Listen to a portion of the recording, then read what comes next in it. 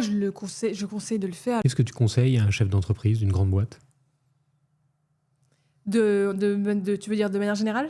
Oui, Ouais. est-ce qu'il doit communiquer? Est-ce qu'il doit prendre position? Là, on a vu pas mal de chefs d'entreprise qui ont pris des positions politiques face au marasme de l'Assemblée. C'est assez nouveau. Avant, il y avait quelques leaders qui s'exprimaient politiquement, mais c'était assez rare.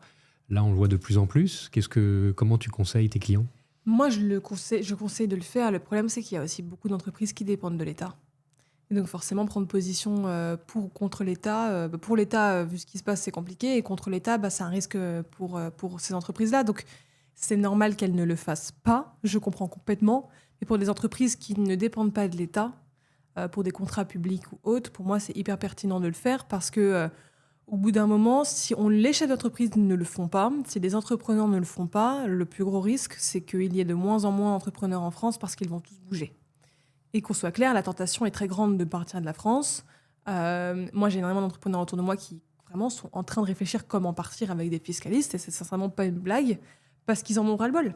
Et ce que je comprends, mais le problème, c'est que s'il n'y a pas des entrepreneurs qui sont là à positiver sur le pays, à essayer de faire changer les choses, comme des Éric Larchevêque ou autres, c'est normal qu'à la fin, tout le monde parte, mais d'un côté, ce sera aussi peut-être un peu de leur faute de ne pas avoir essayé.